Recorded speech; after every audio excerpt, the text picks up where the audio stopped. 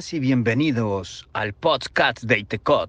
Forma parte de nuestro máster en terapias conductuales con opción a terapias contextuales en infantojuveniles y adultos. Pregunta por nuestras promociones y nuestras becas. Vamos a hablar sobre cómo está organizado el contexto y cómo se promueve el sufrimiento a través de cómo vivimos. Al final el síntoma o la depresión o cualquier tipo de circunstancia o problemática son sinónimos de un estar en el mundo, de una crisis existencial, de valores en la que nos hallamos y nos encontramos, y vamos a tratar de analizar de una forma macroscópica cómo está funcionando este caldo de cultivo que promueve el sufrimiento.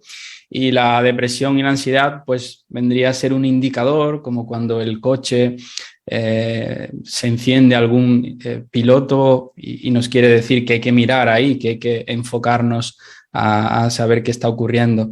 Vendrían a ser cualquier tipo de problemática o sufrimiento o un síntoma de la sociedad contemporánea. Tengo aquí una presentación que voy a tratar de compartir para que pueda servir.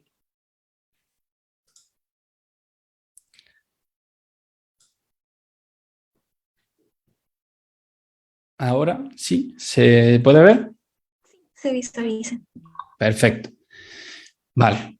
Vamos a ver cómo la ciencia avanza. Tenemos diferentes modelos psicoterapéuticos y a pesar de la gran evidencia en la que acumulamos, sigue habiendo ansiedad, depresión, seguimos sufriendo. De hecho, ya la OMS alarma de que para 2030 ansiedad y depresión van a ser de las problemáticas más incapacitantes, pero el sufrimiento ha estado desde que el ser humano está en el mundo y vamos a tratar de clarificar de qué forma podemos encontrar una respuesta, y por eso os pongo aquí en la filosofía y en ver también pues diversas cuestiones filosóficas que a todos nos atañen cuando hablamos de el sufrimiento humano. Hay un filósofo que me gusta mucho que es Byung-Chul Han, y él habla de la sociedad del cansancio, de que vivimos agotados, de una forma hiperactivas e hiperneuróticas, no somos capaces de parar, todo tiene que tener una finalidad, una utilidad práctica. Hay otro autor que se llama Ordine que habla sobre una forma, un antídoto vendría a significar el tratar de evitar la deshumanización a través de cultivar el arte, la música y otra serie de acciones que a priori no sirven para nada. Por ejemplo, un mundo sin flores no sería un mundo. Las flores en principio no sirven para nada, pero tienen esa capacidad de alegrarnos la vida. Y al final esta sociedad del cansancio en la que todo se vuelca hacia afuera, tratamos de buscar la felicidad fuera, y que es imposible. Dentro es muy difícil, de esto hablaba Schopenhauer, y es una sociedad que está volcada hacia afuera, y eso tiene mucho que ver en el cómo sufrimos y en qué tipo de estrategias utilizamos para tratar de resolverla. Al final nos esforzamos y esa sociedad del rendimiento produce personas con depresión o fracasado. No tenemos tiempo para edificar un relato de nuestra vida, no tenemos tiempo para dedicarnos a nosotros y nosotras mismas. Si no, os preguntaría, ¿habéis tenido tiempo esta semana para hacer aquello que realmente queréis hacer? ¿Habéis tenido tiempo libre? Aquellos que estéis al otro lado de la pantalla. Si algo requiere tiempo, generalmente cuando estamos esperando en algún lugar, estamos intranquilos, estamos con el teléfono móvil. El filósofo habla de phono sapiens, y eso se produce al final en la forma en la que sufrimos. Tiene una gran repercusión en cómo yo me relaciono conmigo mismo, si me trato con cariño, si me trato con amabilidad o si estoy continuamente juzgándome.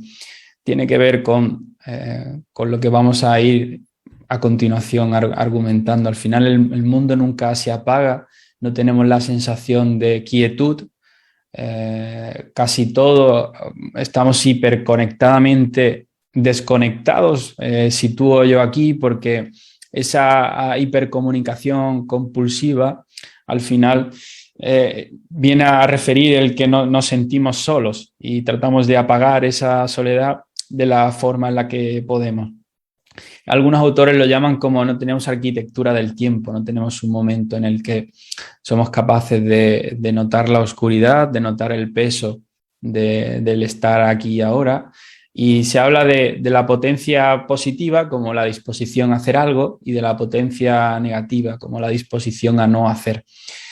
Se ha psicopatologizado los problemas de la vida cotidiana bajo la filosofía del modelo contextual funcional. El dolor humano vendría a ser un producto del vivir, vendría a ser un producto de un problema existencial, del hecho de habitar en un contexto que, por un lado, el dolor pues, va a formar parte, las pérdidas, duelos, momentos complicados, a todos nos van a venir en algún momento de nuestra vida, solo hace falta esperar y los problemas humanos son vitales de la vida y son previos al DSM y previos a que la OMS pueda advertir de las circunstancias y de las problemáticas también. Como he mencionado al principio, aunque conocemos más a un nivel empírico, a un nivel científico, tenemos ensayos clínicos aleatorizados, tenemos una gran tecnología para comprender y conocer el ser humano. Sin embargo, seguimos sufriendo de la misma manera. Por eso voy a hacer mención a cómo la filosofía, en cierto sentido, puede protegernos frente a algo que va a ser inevitable, que es el dolor humano. ¿Cuáles serían algunas de las claves? Por un lado, la hiperreflexividad o el lenguaje excesivo, el hecho de que somos seres verbales en un contexto social y eso produce un constructo, un concepto que se llama la hiperreflexividad o la identificación con el pensamiento, que vendría a ser un proceso central en la gran como denominador común de todos los problemas psicológicos, como la génesis en la inflexibilidad, de la cual se habla dentro de la terapia de aceptación y compromiso, inflexibilidad entendida como una clase de respuesta, entendida como un factor común de una manera transdiagnóstica a diferentes condiciones clínicas, no solo depresión, sino cualquier tipo de problemática. Y el trastorno vendría a ser algo que se torna, algo que se enreda, que se convierte de una forma problemática y deriva del vivir.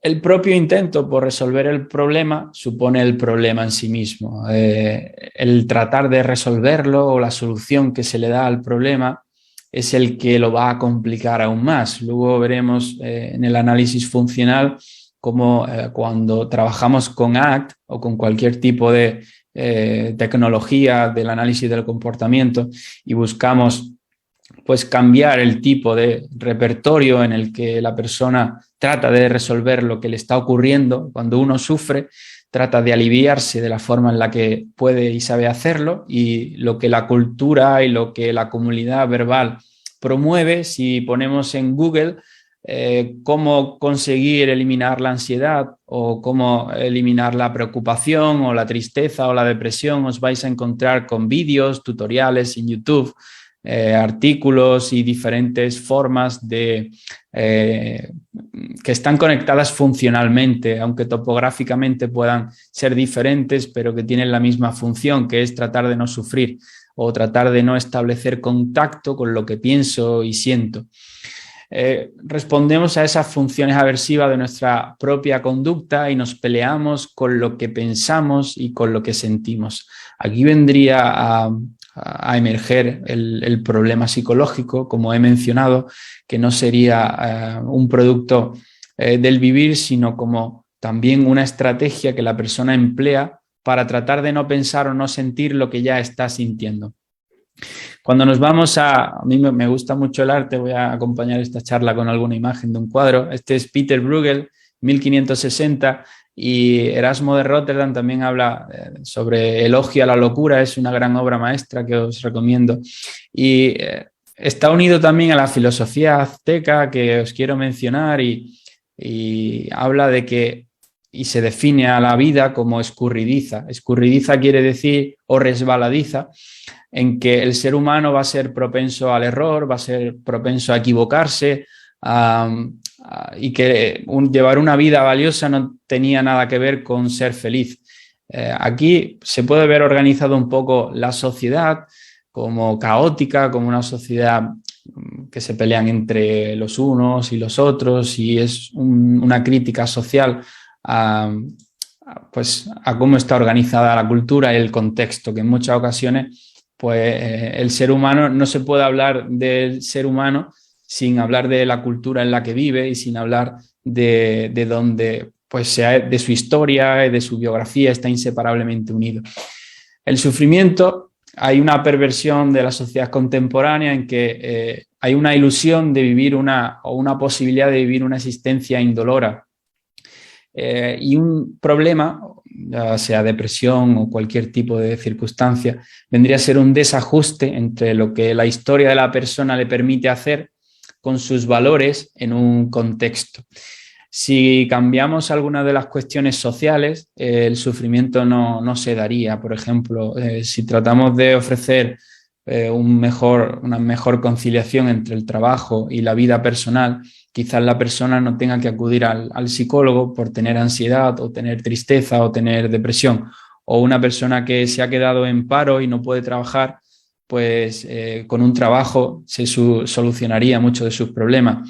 Yo he tenido algún paciente y algunos de ellos desaparecieron. Uno de ellos concretamente luego me lo encontré años después y solo vino a una sesión y me dijo: es que, perdóname, pero no te dije nada porque me tocó la lotería y ganó bastante dinero. Entonces se terminó la depresión, se terminó la ansiedad y de hecho hay estudios que hacen diferentes condiciones clínicas. En una de ellas pues se da dinero, en otra de ellas se da terapia, en otras pues se permite el paso del tiempo, y el dar dinero es igual de eficaz que hacer terapia. Es interesante. Al final vivimos en una cultura individualista, en una cultura en la que el mundo nos da miedo confiar en otras personas y nos volcamos hacia adentro, y eso produce problemas psicológicos en la medida en que me enredo con el contenido de mi mente y no con el contexto, que es lo que ACT trata de promover, el que nos podamos distanciar y alejar de lo que pensamos y sentimos, no para evitarlo, sino para tomar conciencia de que yo soy quien lleva las riendas de mi vida y que los pensamientos son solo pensamientos, no vendría a haber ni pensamientos buenos ni pensamientos malos. Por poneros algún ejemplo así más práctico de mi práctica clínica, cuando hablamos de vivo fracasada o aislada por no sentirme fracasada. En el caso de hay diversas cuestiones o diversos problemas psicológicos en los que uno no es consciente de al servicio de qué está su conducta o bajo control de qué está, y vienen problemáticas derivadas a la clínica o a la consulta donde han tenido algún tipo de ruptura o han cogido a su pareja o no sé si están casados, siéndole infiel, y eso se produce una ruptura con la existencia, en cómo yo concibo al ser humano, cómo yo me concibo a mí mismo, a mí misma, con mi coherencia verbal. Y uno de los antídotos vendría a ser el tratar de exponerme y no anestesiarme. Tengo miedo a ser vulnerable, tengo miedo a sufrir y trato de alejarme de ese sufrimiento.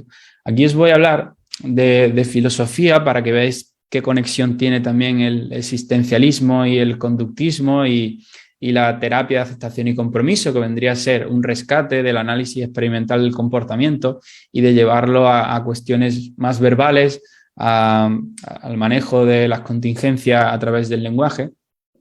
Heidegger habla de ser y tiempo como somos un intento de ser en el mundo, de comprendernos y de tratar de otorgar un significado a una existencia que de algún modo se va a acabar, es impermanente. Esto produce lo que ellos llaman un vacío existencial, y el comprender esta forma en la cual estamos en el mundo como un proyecto arrojado, del cual hablan los filósofos existencialistas, fruto de nuestra historia, porque tenemos una historia de aprendizaje, una historia cultural, en un presente que se hace camino al andar, en un horizonte. Llevar una vida digna de ser vivida no tiene relación con ser feliz o con la felicidad hedonista en la cual esta sociedad en determinadas ocasiones consumista y materialista trata de hacernos ver, sino llevar una vida digna de ser vivida o llevar una vida que le ofrezca o esté dotada de una manera de trascender a la existencia que es impermanente, el cuidar a mis hijos, el cuidar a mi familia, a mis amigos, a mis amigas, a mi trabajo, algo que no esté, y luego hablaremos de valores, que no se pueda ver en un catálogo, sino algo como ligado a la historia de aprendizaje. Otros autores hablan de la existencia, y esto pretende ser un antídoto o un bálsamo al sufrimiento y a no tratar de usar una técnica como la difusión, el mindfulness o cualquier tipo de estrategia que también en algún momento puede ser mal interpretada como una evitación. Vamos a tratar de hallar una solución filosófica a problemas existenciales que son productos de la vida cotidiana y del vivir. Kierkegaard habla de que todos tenemos una enfermedad mortal y de que en algunas ocasiones, también en la depresión, uno pierde el rumbo, pierde el sentido de su existencia. Para él, la solución vendría a ser encontrar una verdad por la que yo pueda vivir y morir, y en algunas ocasiones abrazar el absurdo que implica pues, la existencia. Karl Jasper, otro psicólogo, otro filósofo y bueno, psicólogo también, hablaba de su filosofía es una preparación para la acción. La filosofía de Heidegger es una preparación para la muerte, la filosofía de Jasper es para actuar, para tratar de vivir. Él habla de que en situaciones límite contactamos con la verdadera esencia del ser humano. Cuando tenemos una pérdida, y seguramente pues, hayáis tenido alguna, en ese instante puedo contactar con la realidad, asumiendo que en el día a día vivo dormido, como en la caverna de Platón, como casi todos vivimos con la gafa empañada y tenemos que tratar de desempañarlas. Para eso ACT también habla en la cual de construir un horizonte plagado de valores personales y tratar de no hacerle pues mucho caso a los pensamientos y sensaciones que vienen y que a veces pues nos quedamos atrapados, dándole vuelta, etc. El liberarme de todo eso vendría a ser la aceptación. Fijaos cómo ya el existencialismo habla de uno de los principios fundamentales que es la aceptación de los eventos privados. Simone de Beauvoir también habla de cómo la cultura nos condiciona y el hecho de llevar vidas prefijadas o de no buscar el sentido de a cada persona que le puede venir bien, pues es uno de los problemas también. Sartre habla de que la existencia precede a la esencia y que pues la vida y el mundo es un lío y que hay que tratar de otorgarle un sentido en base a la libertad que implica el vivir. Hannah Arendt también fue discípula de Heidegger, habla de la importancia que tiene la educación, habla de tratar de ofrecer a los niños pues, la capacidad de pensar por ellos mismos. Odo Marquardt habla de tratar de hacer una dieta en cuanto a la expectativa de sentido, porque hay veces que tenemos una gran expectativa en cuanto al sentido vital, y él habla de que hay veces que puede ser interesante restar expectativas a la vida y al sentido. Y Albert Camus habla también de que tenemos que ser sísifos felices, entendiendo que cada uno arrastra nuestra propia piedra colina arriba y que en algún día esa piedra caerá y nos matará. Pero hay optimismo dentro de este pesimismo, dentro del existencialismo, porque lucha con el racionalismo imperante previamente en la filosofía anterior y trata de ilustrar cómo el individuo es responsable de su propia existencia y de tratar de elaborar un plan de acción para cada uno, individualizado, customizado y adecuado a la historia de contingencias al cual cada uno está sometido. Aquí trato de integrar a Skinner y a Jean-Paul Sartre. No es tarea sencilla porque uno es determinista, como es el caso de Skinner, y Jean-Paul Sartre es indeterminista, pero tienen un nexo en común, y es que Skinner entiende la libertad como diversas opciones conductuales que tenemos en diferentes situaciones y también en base a mi repertorio. El existencialismo trataría de ver cómo yo tengo que decidir, es una obligación a decidir, y el no decidir también es decidir con esa libertad. Y esas elecciones van a estar determinadas por la interacción entre mi repertorio, las condiciones actuales que están sometidas al refuerzo contingente. Por lo tanto, ¿cómo podemos conciliar esto?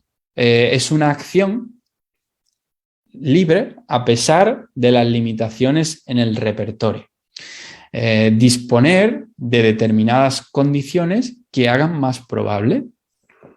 Por ejemplo, ir a terapia o conocerse a uno mismo, leer, tener determinadas amistades o tratar de controlar diversas variables del exterior que me puedan disponer otras condiciones estimulares me puede permitir alcanzar una libertad.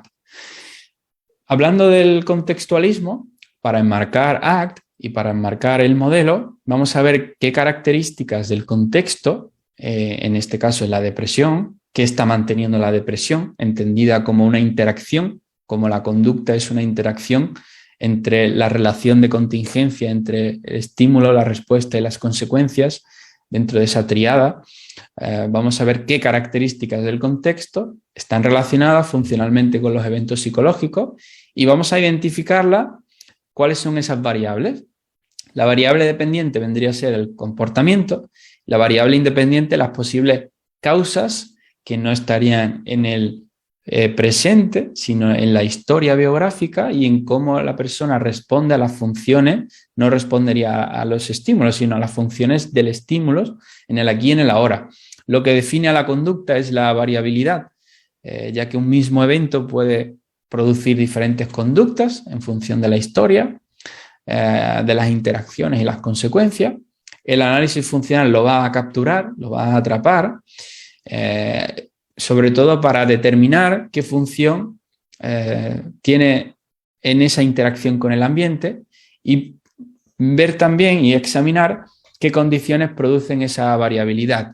Por lo tanto, el contextualismo funcional o la terapia de aceptación y compromiso, que vendría derivado de esa filosofía de ciencia, sería darwinista en términos de que la variabilidad responde a las condiciones o a los cambios como una adaptación al medio. Por lo tanto, aquí en este ejemplo, imaginaos que Marta ha venido a sesión, lucha por articular sus pensamientos, parece que no encuentra un camino. Si como terapeuta me siento ansioso por tratar de ofrecer respuestas, voy a hacer lo mismo que ha hecho su madre a lo largo de su historia. Con todas mis mejores intenciones, Marta va a recibir el mensaje de que no es suficiente. Por lo tanto, tenemos la oportunidad dentro del contexto terapéutico, ya hablando también de la psicoterapia analítica funcional o de cualquier modelo basado en operar en las contingencias o en las operantes verbales, puedo tratar de cambiar el comportamiento a través de mi propia interacción, a través de mi propia relación terapéutica y tratar de ver qué variables mantienen la conducta problema, dándole espacio y reforzando de manera diferencial aquellas conductas que estén más asemejadas a sus valores o a cómo quiere vivir. Si la persona le cuesta articular sus palabras y yo le completo oraciones, le estoy reforzando su repertorio de que no puede hacerlo y le estoy castigando que pueda cambiar. Estoy manteniendo ese repertorio del cual viene a consulta. Por un lado, respondemos la función de los estímulos en el presente y la historia no se ve, sino pues respondemos a esas funciones. Aquí tengo un cuadro de las 3 edades para que veáis la trayectoria de la historia de las personas. La respuesta solo se entiende en el contexto, por lo tanto hay que tratar de bucear en esa historia personal y ver qué contingencias han operado para formar esa clase funcional que sea limitante. Cuando nos referimos a un trastorno, como algo que se torna, que se enreda, vendría a ser, hay una gran comorbilidad entre problemas psicológicos. Por eso la charla de hoy no se va a referir solamente a depresión, sino que quien tiene depresión es muy probable que a veces también tenga ansiedad, que también tenga pánico y que también tenga otros tipos de problemas que están asociados. Por lo tanto, vamos a ver la clasificación funcional o el denominador común, que vendría a ser la evitación experiencial, que ha sido reconocido por múltiples terapias, múltiples enfoques. Lo único, por ejemplo, la psicoterapia existencial vendría a ver cómo todo sufrimiento humano viene derivado del miedo a la muerte, de una evitación a la muerte. Incluso el psicoanálisis habla de está reprimido el contenido, es inconsciente, por lo tanto habla también de evitación, la Gestalt también habla de la evitación, etcétera. Vendríamos a ver ese denominador común que es, vamos a ver cómo la persona no quiere contactar con lo que piensa y siente y hace múltiples intentos para tratar de no querer contactar. Vamos a ver la función específica de cada conducta, funciones individuales de cada historia, funciones comunes a varios problemas psicológicos. Dentro de cómo surge o cómo aparece ACT, pues se cuestionan las técnicas cognitivas como responsables del cambio. No vamos a cambiar la forma ni la frecuencia de los pensamientos y sensaciones. Hay un gran cansancio, sobre todo en los protocolos normativos. Hay una gran deshumanización en el contexto cuando al final de la década de los 90, aunque hay primeros papers a partir final de la década de los años 80, aunque este modelo emerge con fuerza pues, en el 99 y en la década del 2000 sobre todo. Hay un gran cansancio, se rescata la individualidad, búsqueda del control terapéutico, la replicabilidad, los principios del análisis experimental del comportamiento. También se comparan entre sí modelos cognitivo-conductual y modelo conductual en sí mismo, donde ambas obtienen resultados similares, lo cual se puede ahorrar esa parte de entramado cognitivo que parece ser que los cambios pues venían antes de que se incorporaran procedimientos cognitivos, el foco en lo que está pasando aquí y ahora en la sesión y el tratar de ver en la historia cómo surge en ese repertorio disfuncional. Por lo tanto, ACT vendría a recoger esto que os acabo de mencionar, todos los principios de Skinner, el conductismo radical, aplicado del comportamiento, que sustenta esta metodología dentro del quehacer clínico, dentro del contexto clínico. El centro se va a encontrar en el lenguaje y se va a analizar en términos de conducta verbal. ¿Cómo podemos evaluar para determinar qué ha ocurrido? Bajo este marco, bajo este prisma, que vendría a ser el enfoque que enmarca nuestra intervención, todos los problemas interpersonales vendrían a ser repertorios específicos que surgen de la historia de aprendizaje del refuerzo contingente. Y ninguna experiencia va a ocurrir en el vacío. Todo va a tener una función. Aquí tenemos el análisis funcional y vamos a ver la relación entre la triada o la triple contingencia de tres términos. Vamos a poner el foco en la respuesta, en qué hace la persona para tratar de no sentir lo que está sintiendo, tristeza, voy a fracasar, no valgo para nada, voy a suspender. ¿Y qué tipo de respuestas ha dado? Pues dormir. Ya tenemos aquí el Netflix de nuevo como problema y como solución que en muchas ocasiones aparece. Y para no establecer contacto con lo que pienso y siento, con lo que no puedo dejar de tener. ¿Qué ocurre a corto plazo y por qué se mantiene este repertorio insidioso? Pues se produce una sensación de control, de hago lo que tengo que hacer, lo que la comunidad verbal promueve. Cuando tenemos tristeza, ¿qué nos suelen decir nuestros amigos y amigas? No te preocupes, no le des vueltas, tómate una copa, vamos a salir de fiesta. Todos son respuestas que pueden a corto plazo disminuir el malestar, pero que a largo plazo lo que hacen es fomentar y promover un repertorio de evitación.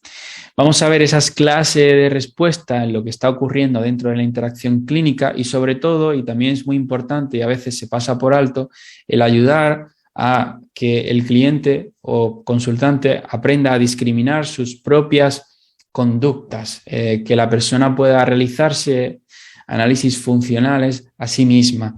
Si yo tengo un análisis funcional que es perfecto, pero no soy capaz de trasladarlo a que la persona pueda discriminar su propia conducta, no se va a poder generalizar y la persona va a recaer con una gran probabilidad. Por lo tanto, nuestro papel aquí también es ilustrar a través de ejemplos concretos cómo puede aprender a darse cuenta de lo que está ocurriendo. Otro tipo de instrumentos que podemos usar que no estén ligados a cuestionarios o a test que, pues bueno, fomentan la psicopatologización. Esto es un cuestionario de valores que lo tenéis disponible también, se llama cuestionario instantánea vital.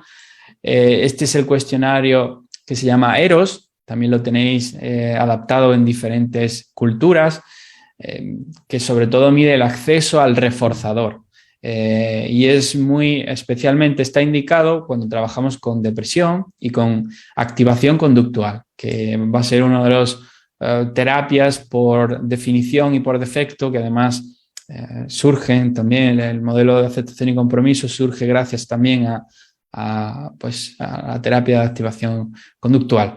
Estos serían los procesos clave en el cambio dentro de el Exaflex, que han de estar funcionalmente conectados con el laboratorio, con la investigación básica, han de estar funcionalmente, han de tener una equivalencia. Por un lado vendría a ser la aceptación, no me voy a detener porque si no, no me va a dar tiempo, pero bueno, os lo voy a explicar de una forma rápida para que os podáis hacer una idea, aquellas personas que todavía no tenéis mucho contacto con ACT. Hay diferentes procesos que están involucrados en el cambio clínico. La aceptación vendría a ser abandonar la lucha por controlar lo que no se puede cambiar, que es lo que estoy sintiendo. Soy un cuerpo biológico que va a tener sentimientos y pensamientos de todo tipo, y la aceptación vendría dirigida a aprender a vivir con lo que ahora mismo estáis pensando y sintiendo. Lo que está pasando aquí ahora. Darle y ofrecerle un espacio, estar dispuesto a lo que siento y pienso. Los valores vendrían a ser consecuencia elegida. Es una lista de reforzadores. Son diferentes a los objetivos y a las metas. Son direcciones de vida, nunca se alcanzan. Luego haremos una mención sobre esto y si nos da tiempo haremos un ejercicio. El yo como contexto viene a significar tomar distancia o desactivar las funciones aversivas del lenguaje.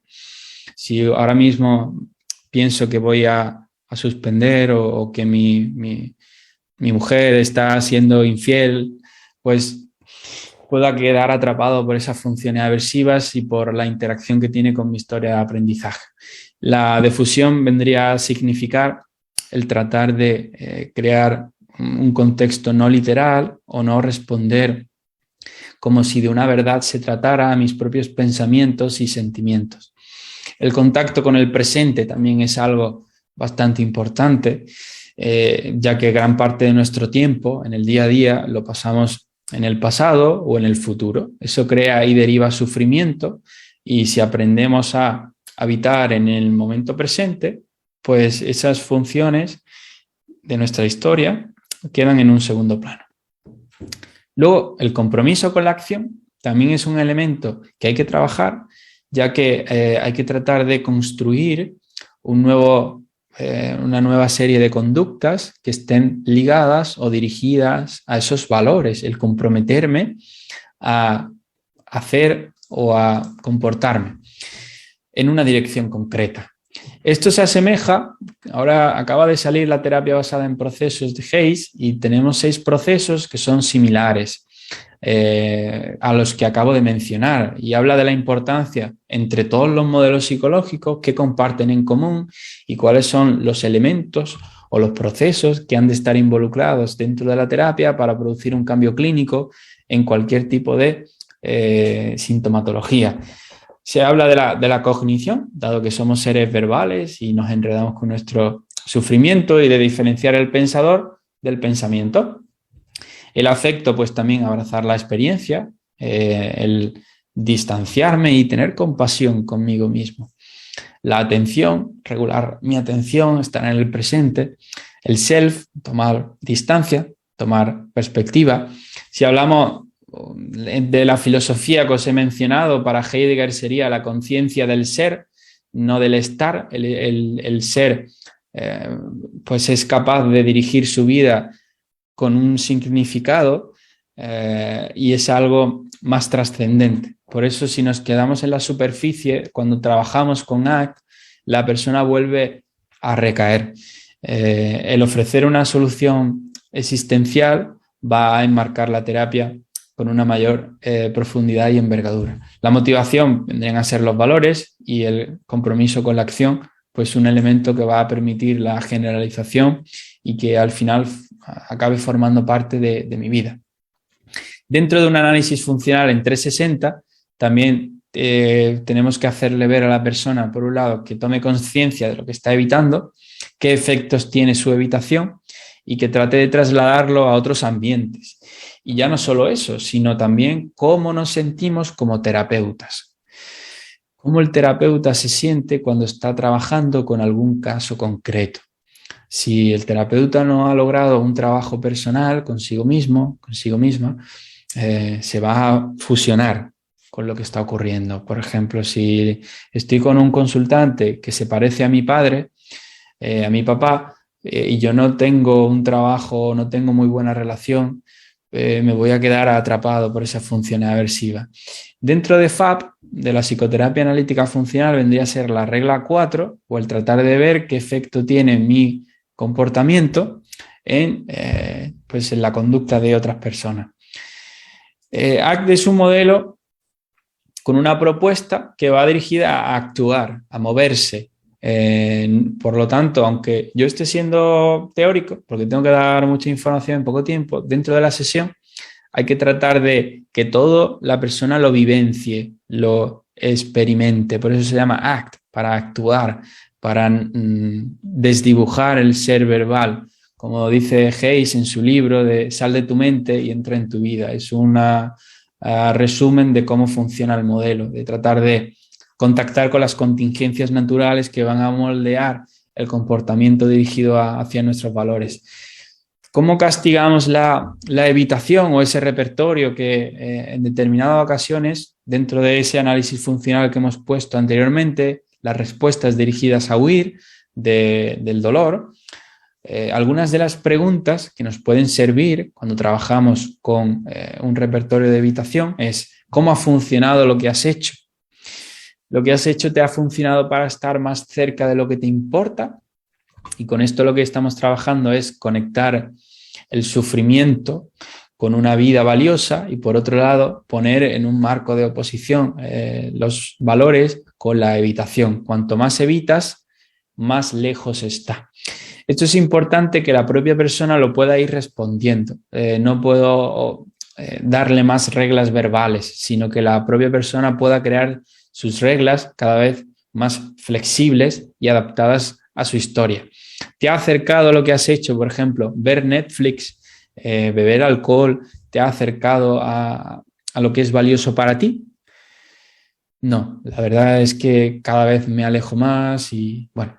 ¿Estás orgulloso de ti mismo?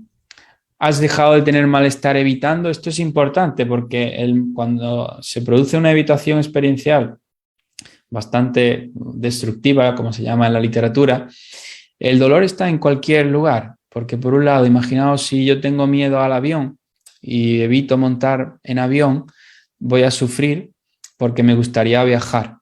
Pero si no sufro, por ejemplo, me monto en avión, también voy a sufrir porque voy a tener ansiedad. El no sufrir es imposible, está en cualquier dirección. ¿Cómo moldeamos en dirección a valores o cómo conectamos el sufrimiento con los valores? ¿Qué haría la persona que quiere ser? Y si el malestar está en ambas direcciones, ¿qué malestar tiene más sentido para ti? Y si lo que te produce miedo está vinculado a las cosas más importantes, ¿estarías dispuesto a sentirlas? Bien, ahora vamos a ver así de forma rápida, la terapia de activación conductual, os voy a enseñar FAP y os voy a enseñar ACT. Dentro de la terapia de activación conductual, pues vendríamos a hacer un énfasis y ya ligado a la tradición del contextualismo funcional y del análisis experimental del comportamiento. Vamos a tratar de ver, a modificar el ambiente, no el pensamiento, sino tratar de entender la conducta de una forma personalizada y tratar de ver en qué actividades puede hacer la persona que esté ligada al reforzador natural, vinculada a su historia de aprendizaje. Por lo tanto, tenemos que ver si tenemos a alguien con depresión, con esa etiqueta que a nadie nos gusta utilizar. Vamos a ver cuáles son las fuentes de reforzamiento. Esto no puede ser de una forma topográfica, como un tratamiento común que suele dar el médico, pues vístete y sal a dar un paseo, o llama a tus amigos o amigas. Eso sería dar un consejo que no está ligado funcionalmente a la lista de reforzadores que forman parte de una manera individual de cada historia concreta. Lo que vamos a buscar aquí es activar conductas antidepresivas que puedan resultar reforzadas de manera natural y la persona pueda quedarse y desactivar ese pensamiento, acción o esa coordinación entre lo que piensa de no puedo hacerlo, no me apetece, no estoy motivada para hacerlo, sino que aún no estando motivada, lo haga y vea que no necesita estarlo para disfrutar. Cuando disfrute, se lo pase bien, vamos a ir extinguiendo pues esos pensamientos y ver sobre todo qué función tiene cada conducta. Aquí hay un esquema que puede resultar interesante dentro de la activación conductual para ver, por un lado, los desencadenantes, los eventos que aparezcan, la respuesta y el patrón de evitación y cómo podemos ofrecer un afrontamiento alternativo. Este es el esquema dentro de la activación conductual que lo viene a resumir y tratar de utilizar, dado que el afrontamiento alternativo va a bloquear la evitación. Van a interrumpir ese circuito y dispone el ambiente de modificar esa situación de una forma contextual. Si trabajamos con FAP, pues vamos a ver cuáles son las conductas clínicamente relevantes que la persona va a mostrar dentro de la sesión. Por ejemplo, si se muestra cabizbaja, poco conversadora, pues también seguramente va a mostrarlo fuera. Vamos a tratar de castigar esa conducta y de reforzar diferencialmente un repertorio más alternativo en que empiece a conversar con el terapeuta, que es un representante de la comunidad social, verbal, y que pues va a ser muy importante esos cambios que vamos a introducir dentro del ambiente psicoterapéutico. Cuando se vayan dando ejemplos sobre esa mejoría in situ, el terapeuta va a reforzar. Para ello ha de conocer su historia, ha de realizar el análisis funcional y de comprender y conocer sus valores. Con estas reglas, la persona y el terapeuta va a ir trabajando, va a observar qué está ocurriendo y va a inducir los cambios dentro del contexto. Un aspecto muy esencial son los valores personales. ¿Qué vendrían a ser los valores personales? Como decía Sócrates, una vida que ha sido examinada merece la pena ser vivida. Aquí podemos ver pues, a una señora cómo está examinando su vida, cómo está mirando a su yo de cuando era joven, y un valor vendría a significar, imaginaos que tenéis 85 años, podemos hacer el ejercicio, y miráis hacia atrás. Y quiero que penséis en cómo habéis vivido, cómo ha sido esa vida que habéis tenido, si estáis aquí ahora, donde queréis estar, escuchando esta charla, o si el día de hoy habéis hecho algo que habéis hecho por hacer, o realmente eso le daba sentido a vuestra vida, si en el trabajo que tenéis ha sido importante en esos 50 o 60 años que lo habéis desempeñado, si no os ha quedado más remedio que hacerlo. o si habéis estado haciendo algo que no os gusta por algo que realmente era importante, como pagar la hipoteca, cuidar a vuestra familia, etc. Los valores vendrían a ser un GPS. Vamos a configurar la dirección. Si yo sé que quiero ir a México y sé la dirección, puedo trazar un plan. Puedo tratar de ver un barco, un avión, o dependiendo de dónde esté, pues puedo desplazarme. Pero yo ya sé cuál es la dirección de mi vida. Skinner decía que los valores son una lista de reforzadores, condicionados o no, y que son elecciones que tienden a ocurrir cuando la selección entre comportamientos está libre de control aversivo. Por lo tanto, hay veces que esos eventos privados, miedo, ansiedad, pueden suponer una barrera, o que la persona esté eligiendo su vida por miedo a no enfrentarse a determinadas consecuencias, y ese no va a ser el valor. Por lo tanto, el terapeuta ha de tratar de clarificar si hay un exceso de pliance dentro de ACT o de reglas verbales ligadas a la deseabilidad social, o realmente la persona elige de forma independiente y libre de control aversivo el involucrarse con algún tipo de actividad en su día a día. Es importante comprender nuestra historia si yo quiero liberarme. Por eso os he mencionado anteriormente el paralelismo de Skinner y Sartre y del existencialismo. El valor va a ser un estímulo verbal que cambia el reforzador de determinadas consecuencias. Por ejemplo, aunque mis amigos y mis amigas estén ahora de fiesta y yo esté aquí sábado dando esta conferencia, para mí sería un valor que puede cambiar determinadas consecuencias particulares mi trabajo o mi pasión por la psicología. Por lo tanto, yo puedo alterar y modificar en base a esos estímulos verbales que van a cambiar el valor reforzador de determinadas consecuencias. Esto también supone un alto en el camino y valorar qué cosas importantes he conseguido. ¿Qué me dice esta sensación? ¿Responden a un patrón de mi historia? ¿O realmente lo estoy estoy siendo psicólogo porque mi padre es psicólogo y estaba ligado a mi historia? ¿O porque he contactado con las contingencias y de forma natural se han ido reforzando? Y bueno, ya entrando un poco en el aspecto final, para no... ¿Hasta cuándo tengo, Linda? Tiene unos 5 o 10 minutos más. Vale, perfecto. Tiempo de sobra. Me da tiempo a tomarme un café. La importancia que tiene trabajar otros procesos cuando trabajamos con ACT.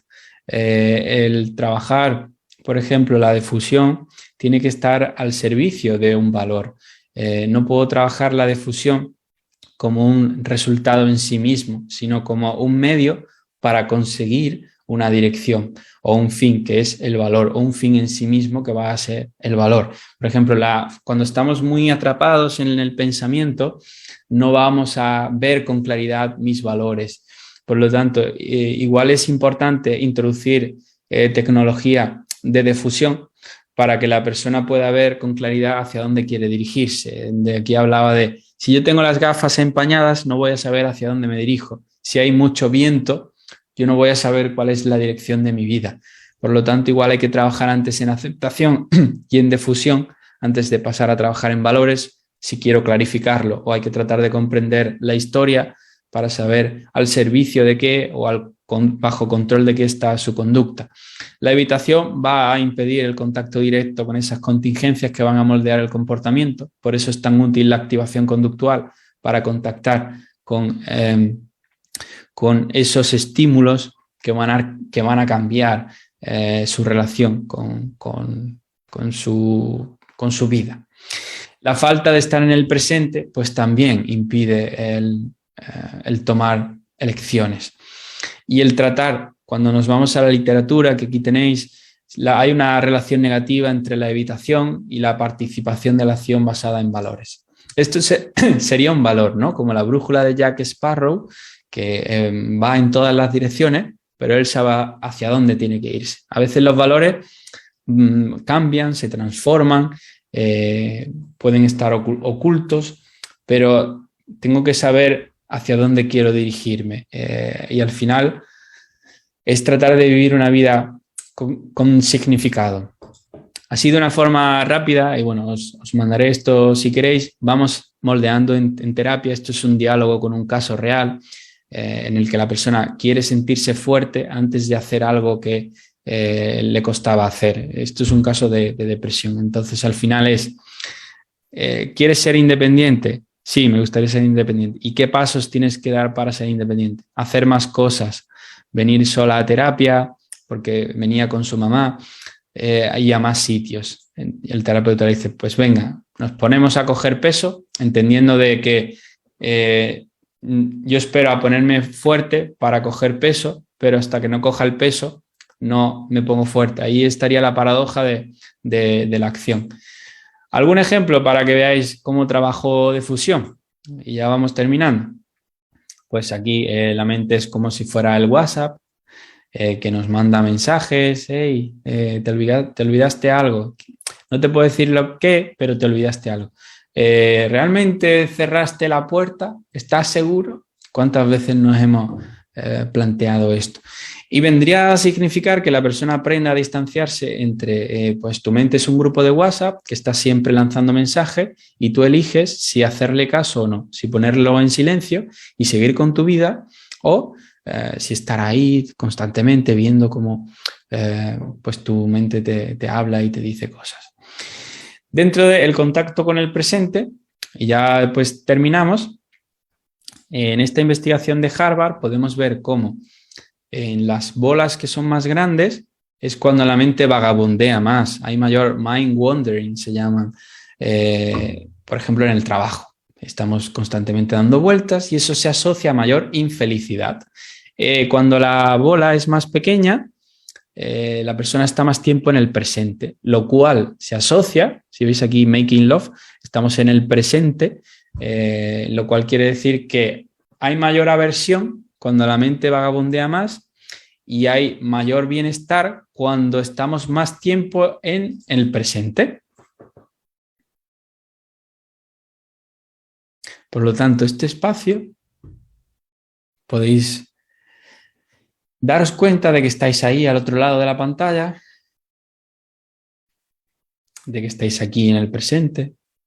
Podéis notar si hay algún sonido, algún ruido en el exterior, cómo el aire entra y sale por vuestra nariz, cómo aparece intranquilidad, nerviosismo. Tengo que hacer muchas cosas de trabajo.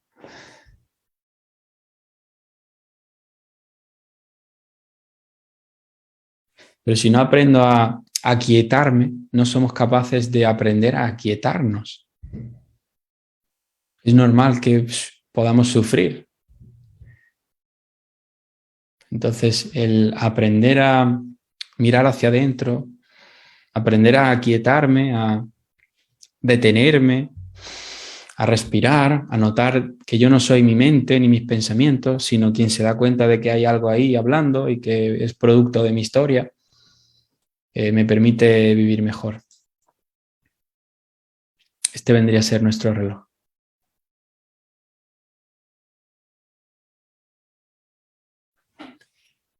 Y bueno, muchas gracias. Lo dejamos aquí.